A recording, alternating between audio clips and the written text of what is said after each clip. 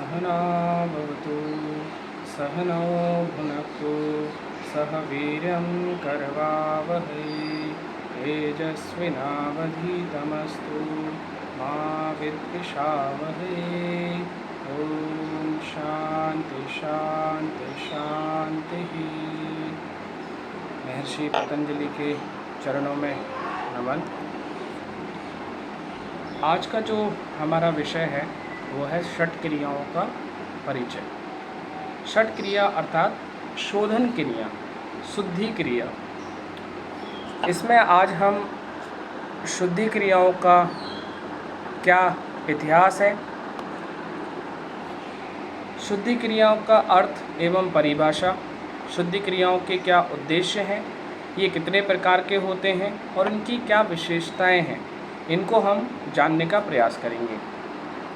तो हम देखते हैं इसका इतिहास। शोधन क्रिया का जो इतिहास है, शोधन क्रियाएं का वर्णन जो है वो हमें ज़्यादातर हठ यौगिक टेक्स्टों में मिलता है। और हठ यौगिक टेक्स्टों का जो काल कहा जाता है वो आदि काल से चला आ रहा है, लेकिन सर्वप्रथम इसे हम हठ प्रदीपिका में देखते हैं। और हठ प्रदीपिका का जो काल रहा है वो रहा है 15वीं शताब्दी। और कहा जाता है कि एक मान्यता थी भारत में कि उस समय 14वीं और 15वीं शताब्दी के समय तंत्र विद्या जो थी उसका बड़ा प्रचलन था और पूरा देश जो है वो तंत्र विद्या में बहुत विश्वास रखता था। और उसके अत्यधिक प्रचलित होने के कारण कई लोगों ने उसका गलत फ़ायदा उठाया, दुरुपयोग किया और उसके कारण उसमें कई लोगों को सुख समृद्धि की जगह पर त्राही त्राही यानी दुख मिलने लगा। कई प्रकार के कष्ट लोगों को उससे होने लगे, कई प्रकार के विकार लोगों को तंत्र विद्या के माध्यम से हुए और समाज पूर्ण तरीके से उस बात को एक्सेप्ट नहीं कर पा रहा था। कई लोग जो थे वो अत्यधिक हीन होते जा रहे थे और इस विद्या का कई लोगों ने बहुत बड़े स्तर पर गलत उपयोग किया। और उसी को ठीक करने के लिए एक नई समृद्धि समाज में स्थापित करने के लिए नाथ संप्रदाय के जिन्होंने प्रचार प्रसार किया, मत्स्येंद्रनाथ और गोरक्षनाथ, इनके रूप में हठ विद्या का समाज में स्थापन हुआ। और हठ विद्या में ही शोधन क्रियाएं जो शरीर के आंतरिक शुद्धि के लिए यूज़फुल होती हैं उनका स्थापना हुई और वहीं से इसका इतिहास देखा जाता है। आगे चलकर घेरण्य संहिता, एक हठ प्रदीपिका के आगे जो ग्रंथ है वो घेरण्य संहिता है, जिसे हम हठ ग्रंथों में देखते हैं। और हठ ग्रंथों में ही घेरण्य संहिता में भी शोधन क्रियाओं का वर्णन मिलता है। यह 17वीं शताब्दी का है और इसको आप यदि पढ़ते हैं तो देखते हैं कि राजा चंड कपाली जो थे उनको जिज्ञासा हुई कि ये जो शरीर है, इस शरीर की उत्पत्ति कैसे होती है, यानी जो तत्व ज्ञान है, तत्व ज्ञान की उत्पत्ति और घट शुद्धि यानी तत्व ज्ञान और घट शुद्धि का उन्होंने जिज्ञासा की। और वे महर्षि घेरण्य के पास गए और महर्षि घेरण्य ने उन्हें घट शुद्धि के सप्त साधन बताए, जिसमें शोधनम दृढ़ता चैव स्थैर्यम धैर्यम च लाघवम प्रत्यक्षम च निर्लिप्तम च घटस्थ सप्त साधनम। इस प्रकार के सप्त साधनों के माध्यम से घट शुद्धि की जा सकती है। और उसमें सबसे पहला जो है वही है शोधनम यानी शोधन क्रियाएं, यानी शरीर को आंतरिक रूप से शुद्ध करना। जब शरीर आंतरिक रूप से शुद्ध होगा तभी ही विकारों से रहित हो पाएगा। इस प्रकार हमें इतिहास में हठ प्रदीपिका और घेरण्य संहिता में शोधन क्रियाओं का वर्णन देखने को मिलता है और इसी को हम इतिहास के रूप में मान सकते हैं। इसके अलावा कोई ग्रंथ नहीं है जहाँ पर हम इनसे पुराना यानी इतिहास जिसमें शोधन क्रियाओं का रहा हो, महर्षि पतंजलि ने ज़रूर यम और नियम की बात की है, लेकिन उसमें भी जो है मानसिक लेवल पर शुद्धि की बात की है और शारीरिक लेवल पर बाह्य शुद्धि की ही उन्होंने बात की है। आंतरिक शुद्धि का किसी भी प्रकार से कोई वर्णन नहीं किया गया है। और यदि हठ ग्रंथों में देखें तो हठ प्रदीपिका पहला है, उसके बाद फिर घेरंड संहिता और हठ रत्नावली का वर्णन देखने को हमें मिलता है। और हठ रत्नावली और घेरंड संहिता में हमको हठ प्रदीपिका में भी इस प्रकार का जो शोधन क्रियाएं हैं, इस प्रकार का हमें वर्णन देखने को मिलता है।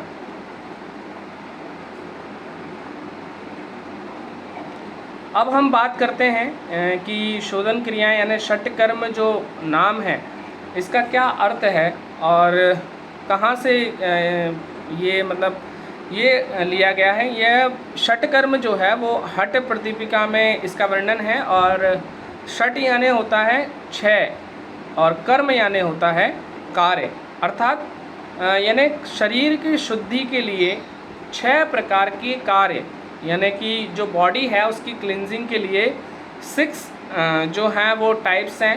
6 जो हैं वो यानी इनको हम डायमेंशंस कह सकते हैं कि 6 डायमेंशंस के माध्यम से बॉडी को क्लीन किया जा सकता है, शुद्ध किया जा सकता है। और हठ योग में इनको 6 प्रकार के यानी शुद्धि कर्मों को षटकर्म कहते हैं। और वहीं से षट यानी 6 और संस्कृत में हम 6 को षट कहते हैं, तो वहीं से इसका ये अर्थ निकला है। और कर्म यानी कार्य यानी शुद्धि क्रियाओं के लिए किया हुआ 6 प्रकार के कार्य को ही हम षटकर्म कहते हैं। अब बात आती है कि ये जो षटकर्म है वो किन के लिए उपयोगी है। तो मनुष्य का जो शारीरिक स्वास्थ्य प्रकृति के अनुरूप जीवनचर्या पर आधारित है, अर्थात हमें प्रकृति ने 3 प्रकार के दोष जो हैं वो दे रखे हैं, वात, पित्त और कफ। तो घेरन ये अपने हठ प्रदीपिका में देखने को मिलता है कि हठ प्रदीपिका में स्वामी स्वात्माराम कहते हैं कि जिनका वात, पित्त और कफ यानी प्रकृति के द्वारा हमें जो वात, पित्त, कफ यानी त्रिदोष प्रदान किए गए हैं, जिनका वात, पित्त, कफ संतुलित है उन्हें ये षट क्रियाएं करने की आवश्यकता नहीं है। लेकिन जिनके वात, पित्त, कफ असंतुलित हैं उन्हें इस प्रकार का जो है वो करना चाहिए, शोधन क्रियाएं करना चाहिए। पहले अपने शरीर को शुद्ध करना चाहिए। और इसी प्रकार का वर्णन हमें आयुर्वेद में भी देखने को मिलता है।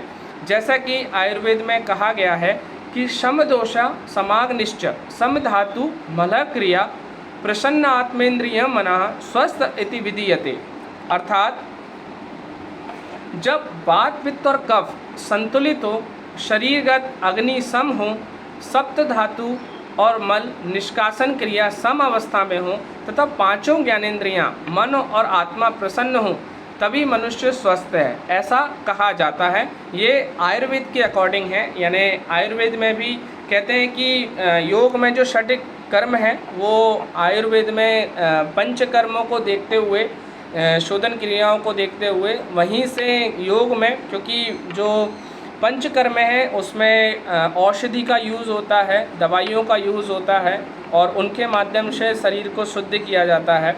और उसी से देखते हुए ये षटकर्मों का निर्माण हुआ। और षटकर्म जो है वो औषधि रहित है, इसमें किसी भी प्रकार का औषधि जो है नहीं यूज़ की जाती, किसी भी प्रकार की उत्तेजना आपको उपयोग में नहीं ली जाती और यह पूर्ण तरीके से सुरक्षित और यानी लाभकारी क्रियाएं हैं। हठ प्रदीपिका में कहा गया है कि जो शरीर है कुछ का जो है वो वात प्रदान होता है, कुछ का पित्त प्रदान होता है, कुछ का कफ प्रदान होता है। और आहार विहार के कारण ये जो वात, पित्त, कफ है वो असंतुलित हो जाते हैं और इस प्रकार की वृद्धि हमें देखने को मिलती है। तो इनको संतुलित बनाने के लिए यानी इनको व्यवस्थित करने के लिए हम शोधन क्रियाओं का यूज़ करते हैं। और कहते हैं कि जिनका श्लेष्मा यानी कफ जो है और श्लेष्मा और मेद यानी इकट्ठे हो गए हैं, एकत्रित हो गए हैं, जिनका संग्रह अत्यधिक मात्रा में हो गया है, उनको व्यवस्थित करने के लिए, शुद्ध करने के लिए, ठीक करने के लिए, कम करने के लिए हमें शोधन क्रियाएं करनी चाहिए। जब यह असंतुलित होते हैं तो बहुत प्रकार के हमें विकार देखने को मिलते हैं और इन्हीं के माध्यम से हमारे शरीर में विकारों की उत्पत्ति होती है, बीमारियों की उत्पत्ति होती है, व्याधियों की उत्पत्ति होती है। आयुर्वेद में भी जैसे स्नेहन, स्वेदन एवं वमन, विरेचन, बस्ती, नस्य, अनुवासन, ये पंचकर्म बताए गए हैं। उसी प्रकार से ठीक आयुर्वेद को देखते हुए यानी उनसे भी मृदु तकनीक हठ योग विद्या में बताई गई और वहाँ पर षट कर्म को यानी जो पंचकर्म हैं वो थोड़े से यानी टफ होते हैं, उनको करना इतना इजी नहीं होता है, लेकिन जो षट कर्म है वो एक हर एक आम व्यक्ति जिसमें श्लेष्मा और मेद का संग्रह अत्यधिक मात्रा में हो गया है, वो व्यक्ति षट कर्म कर सकते हैं। सूत्र में भी बताया गया है कि मेदः श्लेष्मादिकः पूर्वषट् कर्माणि समाचरेत् अन्यस्तु नाचरेत्तानि दोषणाम संभावतः। अर्थात स्थूलता और कफ जिसे अधिक है उसे पहले 6 शोधन क्रियाएं करनी चाहिए, यानी जिनके अंदर स्थूलता अधिक यानी जो मोटापा हो गया है, यानी मोटापा और कफ की मात्रा अधिक हो गई है, उन्हीं को शोधन क्रियाएं पहले करना चाहिए। किंतु जिनमें त्रिदोषों की समानता है, त्रिदोष अर्थात वात, पित्त, कफ संतुलित हैं, उन्हें षट क्रियाएं करने की आवश्यकता नहीं है। विशेष करके हठ प्रदीपिका में विशेष बताया गया है कि जो मोटे हैं, मोटापा जिनका अधिक है और जिनमें कफ जो है वो अत्यधिक मात्रा में बढ़ा हुआ है, वे जो हैं वो शोधन क्रियाएं पहले करें और उसके बाद ही जो है प्राणायाम और आसन और जो बाकी जो योगिक क्रियाएं हैं उनका अभ्यास करें। किंतु जिनका वात, पित्त, कफ जो है वो संतुलित है, वे इस क्रियाओं को करने की उन्हें आवश्यकता नहीं है। किंतु घेरण्ड संहिता में घेरण्ड मुनि ने ऐसा कुछ भी विश्लेषण नहीं किया है। वे कहते हैं कि शोधन क्रियाएं सभी को योगिक अभ्यास करने से पहले शोधन क्रियाएं करनी चाहिए, जिससे शरीर की आंतरिक रूप से शुद्धि हो जाती है और वात, पित्त, कफ जो है वो संतुलित हो जाता है, जिससे आपके जो आगे के अभ्यास हैं उनको करने में आपको लाभ मिलता है, आसानी आपको हो जाती है और एक जो हल्कापन है वो बॉडी में आ जाता है और जिसके माध्यम से आप आसन और प्राणायाम व्यवस्थित कर सकते हैं और उनका लाभ भी आपको पूर्ण रूप से मिल सकता है।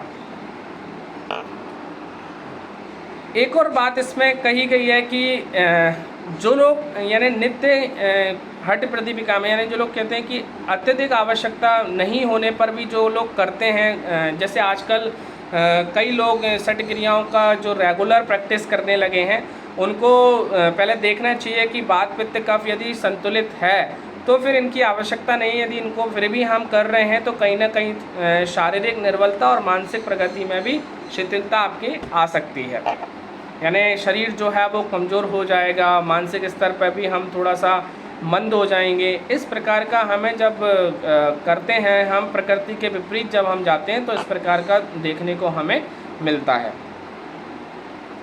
अब हम इसके उद्देश्य देखते हैं कि शोधन क्रियाओं की क्या उद्देश्य हैं, यानी क्यों इनको किया जाता है, इनको करने से क्या होगा। तो इनके उद्देश्य में देखा जाता है कि पूर्ण रूप से यानी जो प्रकृति द्वारा हमें 3 दोष दिए गए हैं जिनके माध्यम से हमारा शरीर जो है वो चलता है, तो वात, पित्त और कफ, इनको संतुलित करने का कार्य जो है वो शोधन क्रियाएं अर्थात षटकर्म करते हैं, इनको व्यवस्थित करते हैं। दूसरा शारीरिक और मानसिक संतुलन बनाते हैं, यानी हमारा शरीर और मन, कभी हम देखते हैं कि शरीर तो तैयार है पर मन तैयार नहीं है, या फिर मन तैयार है शरीर तैयार नहीं है। इस प्रकार का दोनों के बीच में संतुलन, यानी दोनों तैयार हों करने के लिए, किसी अभ्यास को करने के लिए दोनों तैयार हों, दोनों व्यवस्थित हो। शरीर ठीक होगा तो मन व्यवस्थित चलेगा, और यदि मन ठीक है तो शरीर पूर्ण रूप से स्वस्थ रहेगा। इस प्रकार से शारीरिक और मानसिक स्तर पर संतुलन बनाने का कार्य जो है वो षटकर्म करते हैं। हम कई ग्रंथों में देखते हैं कि प्राणायाम यानी जो हठ ग्रंथ हैं उनमें देखते हैं कि प्राणायाम करने से पहले शोधन क्रियाएं करना चाहिए, क्योंकि जो हमारी नाड़ियां हैं, नाड़ियां पूर्ण रूप से संतुलित हो जाती हैं, व्यवस्थित हो जाती हैं। और कहते हैं कि ईड़ा पिंगला नाड़ी को संतुलित करके प्राण को सुषुम्ना में ओरावाहित करना का जो कार्य है, यानी कि जब हम प्राणायाम करते हैं तो पूर्ण रूप से जो है ईड़ा नाड़ी और पिंगला नाड़ी जो है वो हमारी पूर्ण रूप से तरीके से चलने लगती है और सुषुम्ना में प्रवेश कर जाती है। क्यों? क्योंकि उससे पहले हम जो है शोधन क्रियाओं का अभ्यास कर लेते हैं, जिससे हमारा जो शरीर है वो आंतरिक रूप से पूर्ण तरीके से शुद्ध हो जाता है और नाड़ियाँ शुद्ध हो जाती हैं। चौथा जो है, शरीर से अनावश्यक मलों का निष्कासन हो जाता है। अर्थात जब हम शोधन क्रियाएं करते हैं तो हमारे शरीर में जो अत्यधिक स्तर पर हमारे अत्यधिक रूप में जो मल जो भरा हुआ है उसका निष्कासन हो जाता है, यानी मल बाहर हो जाते हैं। और मल बाहर होने से, क्योंकि मल के माध्यम से ही कई प्रकार के विकार हमको देखने को मिलते हैं शरीर में, तो शोधन क्रियाओं के माध्यम से मल यदि बाहर हो जाते हैं और तो हम अच्छे रूप से, अच्छे तरीके से स्वस्थ हो सकते हैं। क्योंकि कहते हैं कि जहाँ गंदगी होगी वहीं जो है वो मच्छर और मधुमक्खियाँ, ऐसे मैं एग्जाम्पल तौर पे दे रहा हूँ कि जैसे आपको कहीं गंदगी है तो वहीं आपको मच्छर और मक्खियाँ देखने को मिलेंगी, अर्थात उसको साफ़ करने के बाद उनको देखने को नहीं मिलता है। और इसी प्रकार से हम जब शरीर में जो मल है यानी गंदगी जो भरी हुई है वो जब हम ख़त्म कर देते हैं तो इस प्रकार के विकार जो हैं, कीटाणु जो हैं, विषाणु जो हैं, विषाक्त तत्व जो हैं, उनका निष्कासन हो जाता है और शरीर जो है वो पूर्ण रूप से शुद्ध हो जाता है। पांचवा जो है, शरीर की आंतरिक शुद्धि। शरीर की जब आंतरिक शुद्धि करके शरीर को स्वस्थ रखना, अर्थात हमारा जब शरीर आंतरिक रूप से शुद्ध हो जाएगा, हमारी जठराग्नि जो है वो प्रदीप्त हो जाएगी, हमारा जो श्वसन क्रिया है वो शुद्ध हो जाएगी, हमारे जो रक्त परिसंचरण है जब वो शुद्ध हो जाएगा तो शरीर में पूर्ण रूप से शुद्धि आ जाएगी और शरीर जो है वो पूर्ण रूप से स्वस्थ हो जाएगा।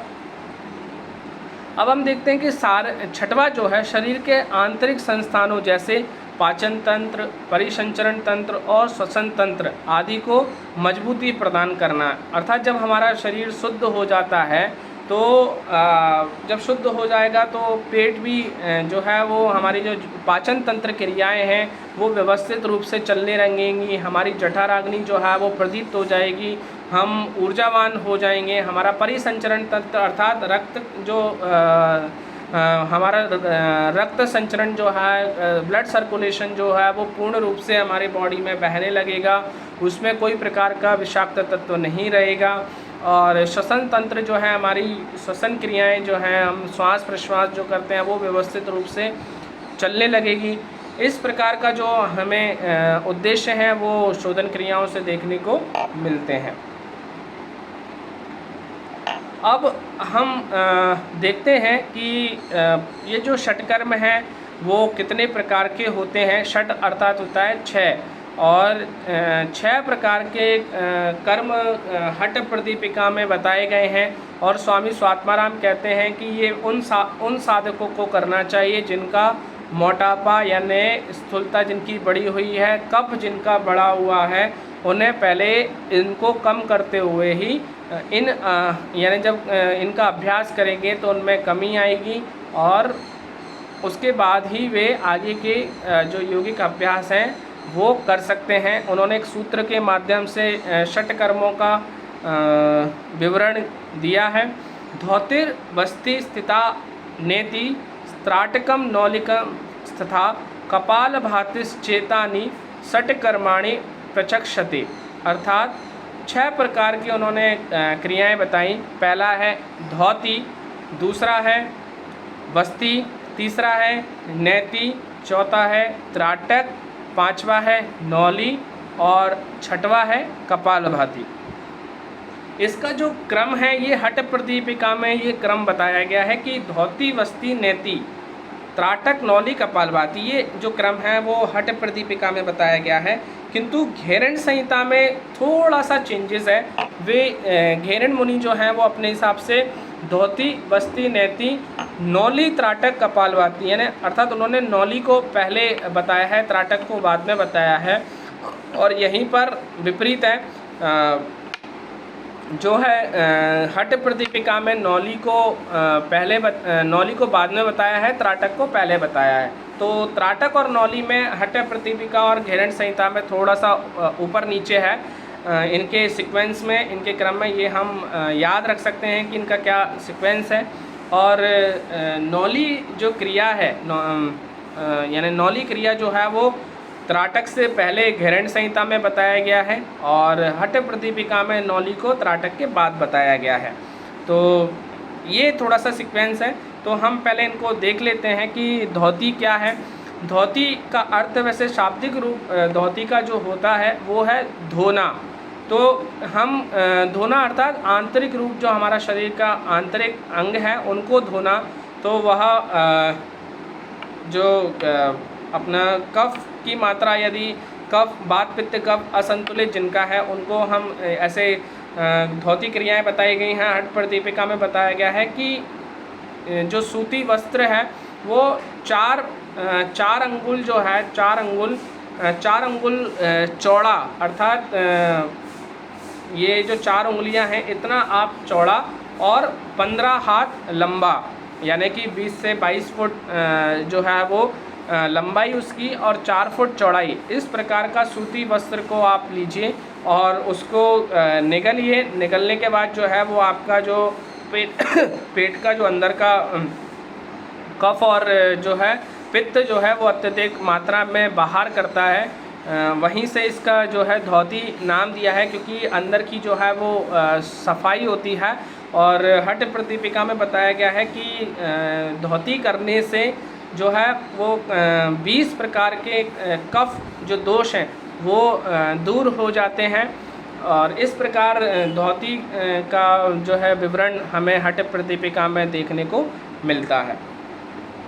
दूसरा वस्ती अर्थात वस्ती का जो है वो जो हमारी बड़ी आंत है, बड़ी आंत की सफाई, यानी जब हमारा जो मल है वो बड़ी आंत से ही बाहर जाता है और एब्जॉर्प्शन जो है वो हमारा बड़ी आंत से ही होता है।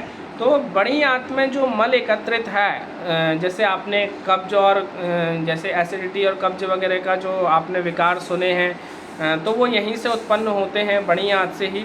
तो बड़ी आंत की सफाई हम वस्ती के माध्यम से करते हैं। इसमें हम एनस पार्ट जो गुदा मार्ग है वहाँ से एक पाइप के थ्रू पानी को अंदर खींचते हैं, अंकुचन और संकुचन गुदा मार्ग का करते हैं। उसके माध्यम से जो है वो जो बड़ी आंत है उसकी सफाई होती है, मल निष्कासन होता है और इस प्रकार से हम बड़ी आंत को साफ कर सकते हैं। तीसरा है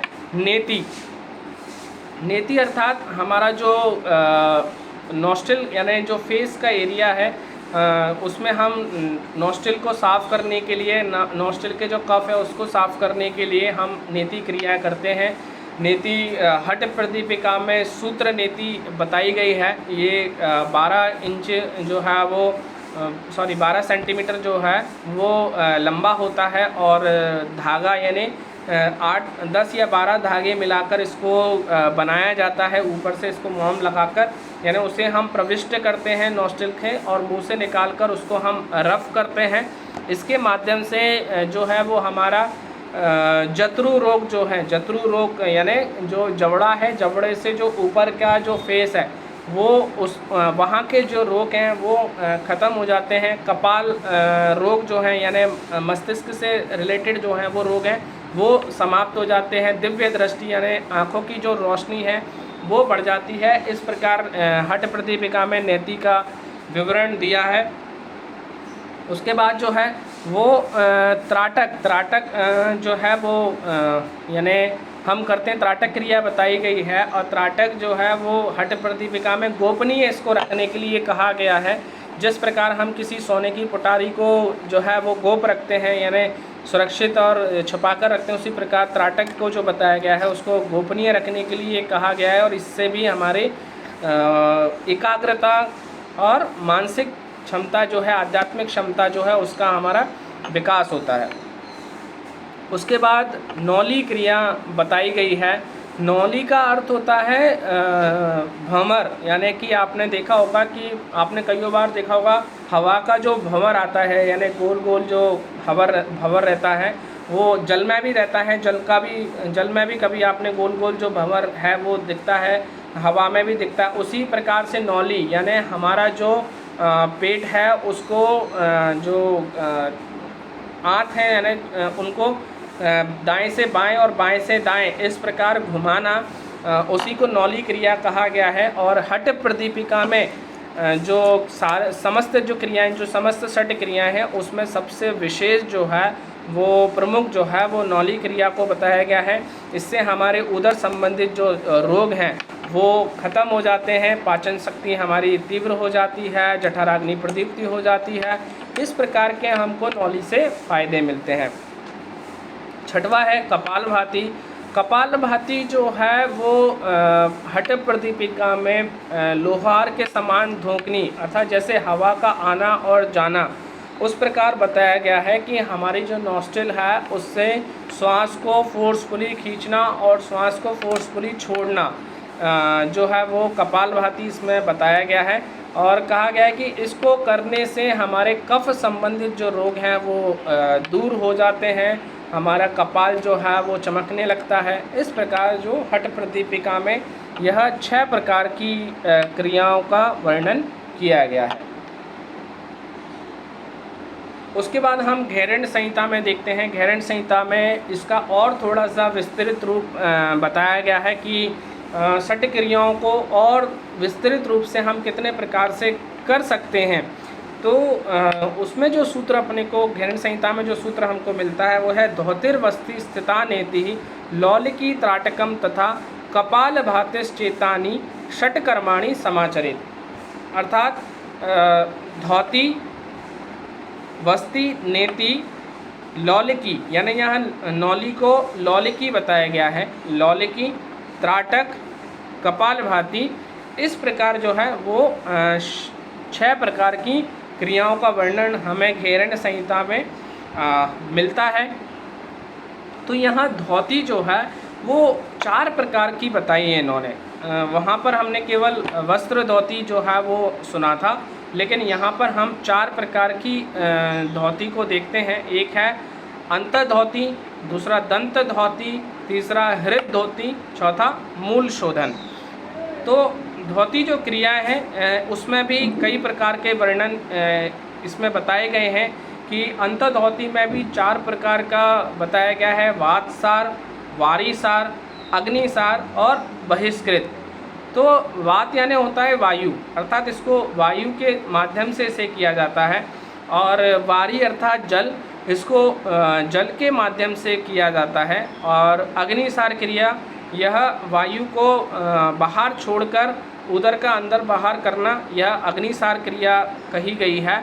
और उसके बाद बहिष्कृत अर्थात यानी श्वास को अंदर पेट तक निकलना और फिर अधोमुख से बाहर कर देना। इसी प्रकार जो है वो वारीसार जो है हम शंख प्रक्षालन, इसमें एक नई क्रिया का यानी हम देखने को मिलता है कि जब हमारा पाचन तंत्र पूर्ण रूप से क्लीन हो जाता है तो वो हमें वारीसार अर्थात शंख प्रक्षालन का इसमें हमें एक विवरण मिलता है। इसमें हम पानी को पीते हैं और 5 प्रकार का आसन करते हैं और उसके बाद उस पानी को यानी नीचे उधर से हम उसको बाहर कर देते हैं। इस प्रकार हमको अंतर्धौति में 4 प्रकार के वर्णन मिलते हैं। उसी प्रकार दंत धौति में भी 4 प्रकार के वर्णन हैं। दंतमूल, जीवामूल, कर्णरंध्र और कपाल रंध्र, यानी कि दांतों की सफाई, जीवा की सफाई, कानों की सफाई और कपाल यानी मस्तिष्क की सफाई के लिए भी हमें इस प्रकार के दंत धोती में देखने को मिलते हैं। और वहाँ हमने जो धोती में वस्त्र धोती जो हमने देखा था वो यहाँ हमें हृद धोती में देखने को मिलती है। इसमें भी 3 प्रकार के हैं हृद धोती में, दंड धोती, बमन और वस्त्र धोती। प्रमुख रूप से आज जो चलन है उसमें हम बमन को मुख्य रूप से आम आदमी को हम इसे करा सकते हैं। दंड धोती अर्थात एक दंड होता है, दंड को हम मुख मार्ग से यानी पानी पीकर लेते अंदर उसको निगलते हैं और उसके बाद से पाइप से ही हम उस पानी को बाहर फेंकते हैं, जिससे हमारा जो ईसोफेगस है वो क्लीन हो जाता है, स्टमक क्लीन हो जाता है। इसी प्रकार जो बमन है, बमन में भी पानी पीकर के ही बमन करना है, यानी पानी पहले पीना और उस पानी को पूरा बाहर निकाल देना, जिससे हमारा जो स्टमक है, पाचन तंत्र है वो क्लीन हो जाता है, कफ अत्यधिक मात्रा में बाहर हो जाता है। और वस्त्र धोती हमने हठ प्रदीपिका में इसका विवरण पढ़ा था, उसी प्रकार को हम यहाँ वस्त्र धोती करते हैं। और मूल शोधन जो है, मूल शोधन बताया गया है कि एनएस पार्ट की सफाई हम जो है वो मूल शोधन में करते हैं। आगे हम देखते हैं कि यहाँ पर बस्ती को भी 2 पार्ट बताए गए हैं। एक है जल बस्ती और एक है स्थल बस्ती। जल बस्ती में हम नाभि तक पानी में कहीं पर भी उत्कट आसन में बैठकर एनएस पार्ट से हम पानी को खींचते हैं और छोड़ते हैं। उसी प्रकार स्थल बस्ती में आप पश्चिम उत्तानासन में अश्विनी मुद्रा लगाकर इस क्रिया को आप करते हैं। उसके बाद यहाँ पर नेति भी 2 प्रकार की बताई गई हैं कि जल नेति और सूत्र नेति। जल नेति में हम जल को एक नॉस्ट्रिल से दूसरे नॉस्ट्रिल की तरफ से निकालते हैं, जिससे हमारा जो नॉस्ट्रिल का जो एरिया है वो क्लीन हो जाता है। और सूत्र नेति जो है वो हम सूत्र के माध्यम से क्लीन करते हैं। फिर उसके बाद नौली यहाँ जो बताई गई है वो 3 प्रकार की बताई गई है, मध्य नौली, वाम नौली और दक्षिण नौली, अर्थात लेफ़्ट, राइट और मिडिल। इस प्रकार 3 प्रकार की यहाँ नौली हमें देखने को मिलती है। और त्राटक जो है यहाँ पर 3 प्रकार के हैं, बहिर्त्राटक, अंतर्त्राटक और अधोत्राटक। तो बहिर्त्राटक में जो है वो हम किसी भी चीज़ को यानी जो कोई भी स्थूल चीज़ है, जैसे ओमकार है या किसी देवी देवता की मूर्ति है या कोई भी बिंदु है, उसको हम सामने केंद्र बिंदु रखकर त्राटक कर सकते हैं, उसको देखना टकटकी लगाकर। और अंतर्त्राटक में हम आंतरिक जो हमारा ज्योति है उसको हम देखने का प्रयास करते हैं।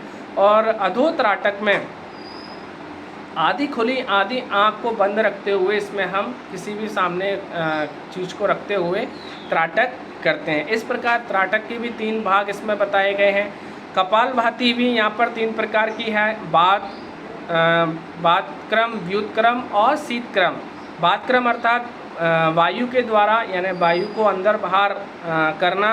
दूसरा व्युत क्रम में हम पानी को मुंह से पीकर नाक से निकाल देते हैं और शीत क्रम में हम नाक से पीकर मुंह से निकाल देते हैं। इस प्रकार यह कपालभाति का भी विवरण हमें घेरण संहिता में, यानी घेरण मुनि ने जो है वो सभी को 6 क्रियाएं करने का संदेश दिया है।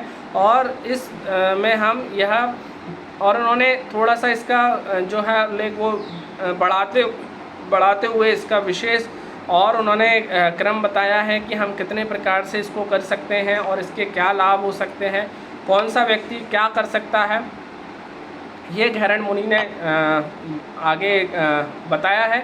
और हम इसका आगे क्या इनके लाभ होते हैं, हम जैसे धोती के भी हम फ़ोटो देख रहे हैं, जल नेति, सूत्र नेति का हम फ़ोटो देख रहे हैं, इसके लाभ क्या हैं, यानी क्या इनसे फ़ायदे होते हैं। तो धोती के जो फ़ायदे हैं वो हमारा उससे पाचन तंत्र जो है वो मजबूत होता है, यानी आहार नाल की जो है वो सफाई हो जाती है, क्लीन हो जाता है। और पाचन तंत्र से संबंधित जो रोग हैं जैसे कब्ज है, अपच है, अम्लता है, कफ रोग हैं, इस प्रकार के जो रोग हैं वह धोती क्रिया से दूर हो जाते हैं, समाप्त हो जाते हैं। ऐसे ही वस्ती क्रिया से जो है वो हमारा उत्सर्जन तंत्र जो है वो क्लीन होता है, उत्सर्जन अर्थात जहाँ से हमारा मल का निष्कासन होता है, और जो यानी हमारा जो ऑब्जर्वेशन है, यानी खाने को जो हम हमारे जो पोषक तत्व हैं जिनको हम ऑब्जर्व करते हैं वो जो है वो मजबूत हो जाता है, और इससे हमारे बड़ी आंत की जो है वो सफाई हो जाती है। कब्ज, बवासीर, प्लीहा, वायुगोला, जठराग्नि जैसे जो रोग हैं वो दूर हो जाते हैं। बात पित्त, बात और कफ से रिलेटेड जो बीमारियां हैं वो ठीक हो जाती हैं। इसी प्रकार नैति क्रिया से जो हमें फ़ायदे हैं वो क्या फ़ायदे हैं कि इससे हमें आँख, नाक, गले से संबंधित जो बीमारियां हैं वो ठीक हो जाती है। हमारा दृष्टि जो है वो जो कमज़ोर हो जाती है वह ठीक हो जाती है, यानी कि द्रव्य दृष्टि हो जाती है। आँखों से पानी जो आता है वो दूर हो जाता है, और साइनोसाइटिस, माइग्रेन, सर दर्द, गले व जंतु अर्थात मुख से ऊपर की समस्याएं भी नेति क्रिया करने से दूर हो जाती हैं। इसी प्रकार नौली क्रिया से, यानी हठ प्रदीपिका में नौली और इसमें लौलिकी, इससे कहा जाता है कि पेट से संबंधित जितने भी रोग हैं वह दूर हो जाते हैं। और यानी भूख जो है, यदि भूख की कमी हो गई है तो इसको करने से हमारी जो भूख है वो उसमें नियमितता जो है वो बढ़ जाती है, उसकी अनियमितता ख़त्म हो जाती है। अपच जैसे रोग दूर हो जाते हैं। आंतों की मालिश होती है जिससे कि आंतों को मजबूती मिलती है। ऐसे ही त्राटक जो है, त्राटक से हमारे आँखों की मांसपेशियाँ जो हैं वो मजबूत होती हैं, और आँखों के जो रोग हैं वो दूर हो जाते हैं। निंद्रा, तंद्रा जैसे आदि रोग भी दूर हो जाते हैं। त्राटक से मन जो है वो एकाग्र होने लगता है, और हमें आध्यात्मिक शक्ति मिलती है, और तंत्रिका तंत्र जो है वो मजबूत होता है। कपालभाति करने से हमारे कफ संबंधित रोग जो हैं वो दूर हो जाते हैं। फेफड़ों की कार्यक्षमता जो है वो तीव्र हो जाती है, रक्त में शुद्धि आ जाती है, और श्वसन तंत्र जो है वो हमारा शुद्ध हो जाता है, मजबूत हो जाता है। इस प्रकार जो है ये षट क्रियाओं के हम संपूर्ण रूप से फ़ायदे देखते हैं, विस्तारित रूप से हम इनके फ़ायदे देखते हैं, और इससे इनकी क्या विशेषताएं हैं, अर्थात ये क्यों विशेष हैं, यानी षट क्रियाओं करने से षट क्रियाएं जो हैं अपने आप में क्यों विशेष हैं, क्या इनकी विशेषताएं हैं। तो षटकर्म अर्थात शोधन क्रियाएं जो हैं वो योगाभ्यास जो है वो शरीर को शुद्ध करता है। यानी हम बाह्य रूप से तो नहा लेते हैं, नाखून काट लेते हैं, बाल काट कर लेते हैं, लेकिन आंतरिक रूप से हमारे को क्या प्रॉब्लम है वो हम षट क्रियाओं के माध्यम से दूर कर सकते हैं, उनको क्लीन कर सकते हैं। और इन क्रियाओं के अभ्यास करने से यानी जो है हमारे शरीर के जो विकार हैं वो दूर हो जाते हैं, विषैले तत्व समाप्त हो जाते हैं, विषाक्त तत्व समाप्त हो जाते हैं, अशुद्धियाँ समाप्त हो जाती हैं।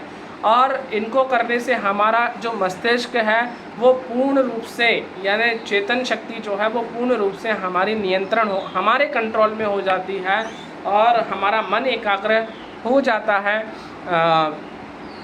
मनुष्य जो है वो शक्तिशाली अपने आप को महसूस करने लगता है, कई ऊर्जावान महसूस करने लगता है, और अपने आप को व्यापक रूप से रोगों से दूर रखता है,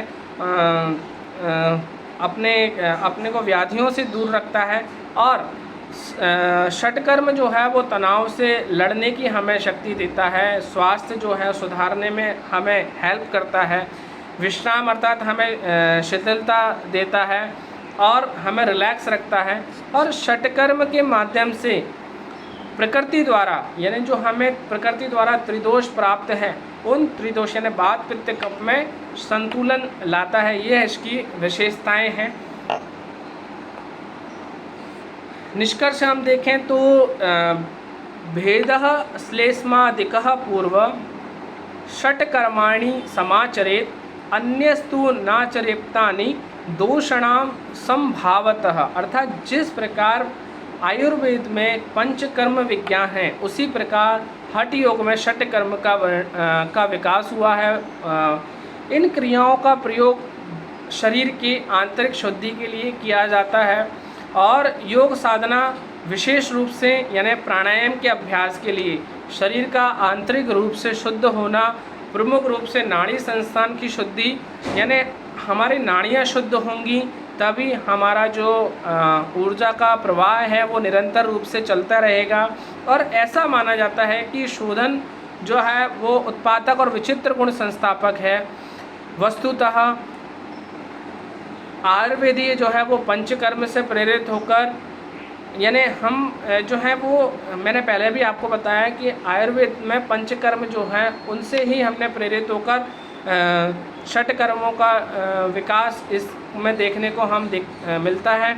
और जिस प्रकार आयुर्वेद में पंचकर्म है, यानी उसमें रुग्ण अवस्था में पंचकर्मों का यूज़ किया जाता है, यानी शरीर जो है वो बहुत ही ज़्यादा रुग्ण हो गया है,